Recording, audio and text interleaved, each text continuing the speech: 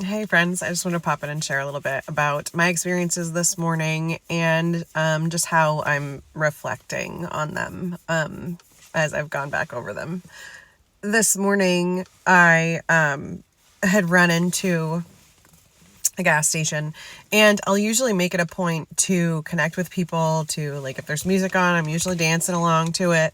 I say hi to strangers. I ask people how they are. I compliment people on their hair, if I like it, or their nails, or their shoes, or their smile, or whatever, right? Like, I just make it a point to connect with those around me, because we all feel very alone and separated, but we're not alone, and separation is an illusion. And so I make it a point to connect with as many people as I can, to remind them that they are seen and valuable and all of these things. So I'm feeling good.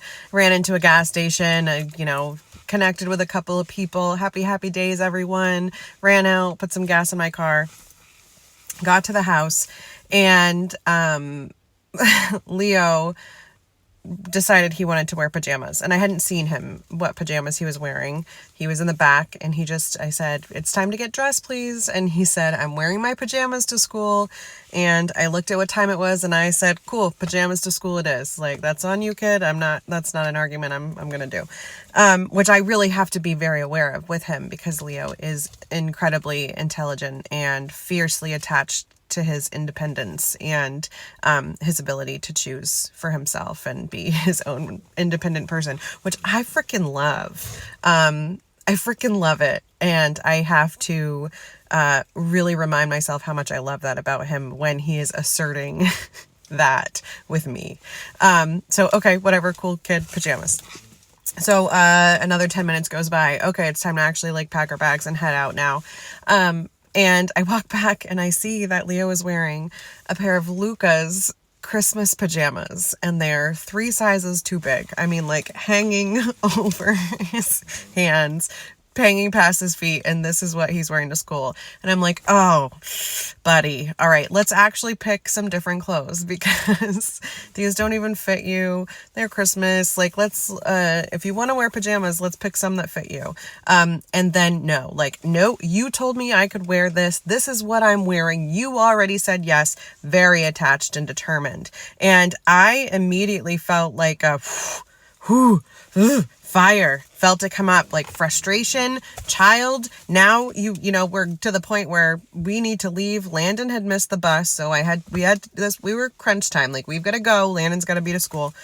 So absolutely refuses. And then I feel myself getting upset. I feel myself that I don't have control over the situation. I feel like I need control over the situation. And meanwhile, I'm heated and my voice is raised, but I'm also expressing all of these things to him. I'm telling Leo, this is how I'm feeling. This is why I'm feeling it. This is what's happening within me.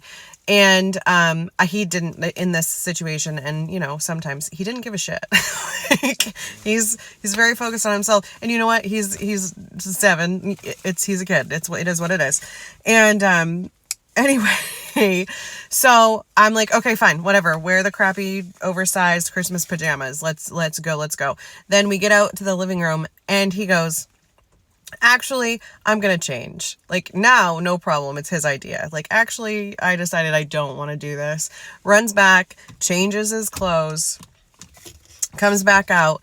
By this time, we need to be in the car leaving. And this kid opens up his backpack and starts taking out papers, one by one, looking at the paper. And I'm like, "Leo, we got to go. Just pull them out. We'll look at everything when we get home. We should have done it yesterday. We didn't do it yesterday. We got to go. And he's still and then he's doing something else, and he's moving like this.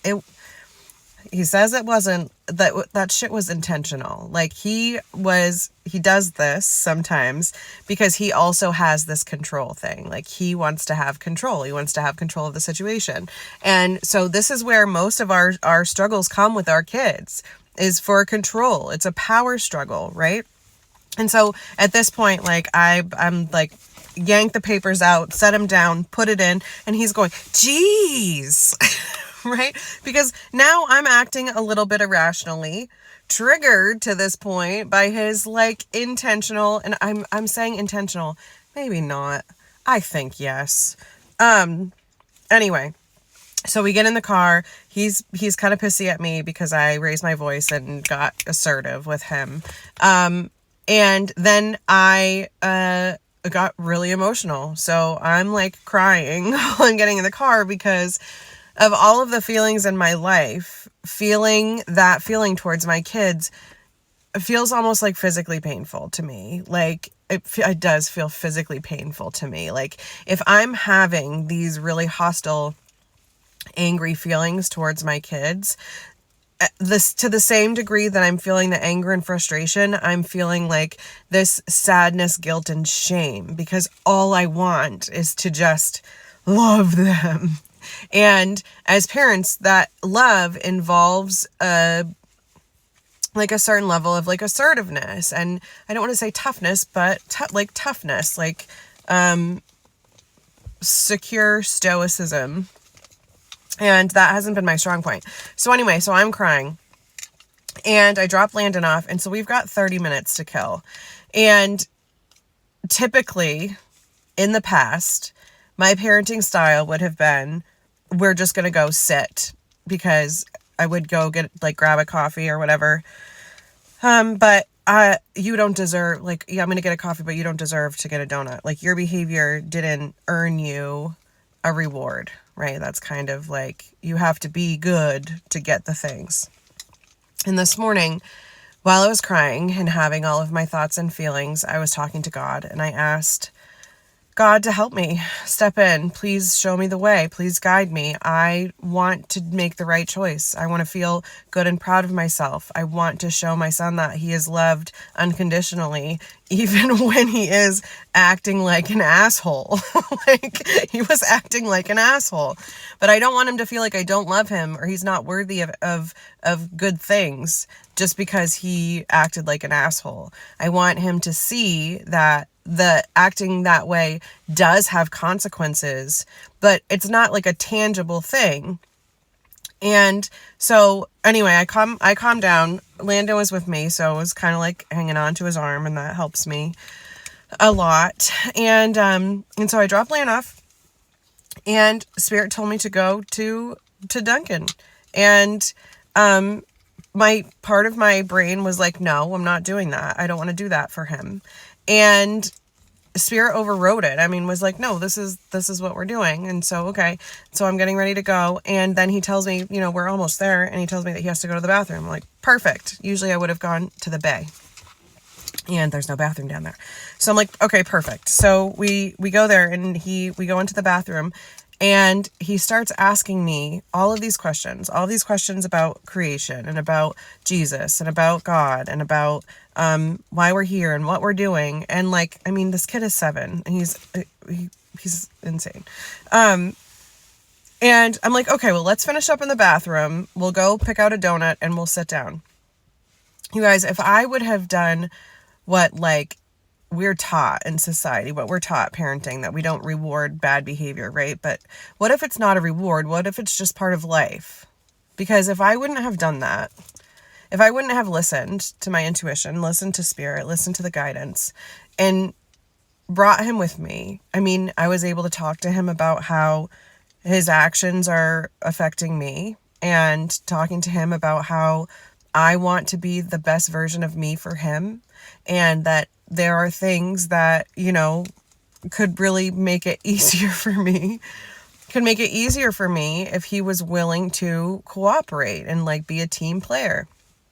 We also had incredible conversation that we would not have even touched if we hadn't gone through that experience and then had that time to like decompress and reconnect. So I'm just sharing because I know that there are a lot of parents that struggle with this. There are a lot of people that are in their struggle with this and feel like they don't have options. And my suggestion is God. Honestly, invite God in, ask, and then listen and trust and allow, because I've never felt closer to my children than I do now. I've never felt more capable or more worthy of having them as I do now. Okay, that was a long rant. I love you guys. I hope you have a good day.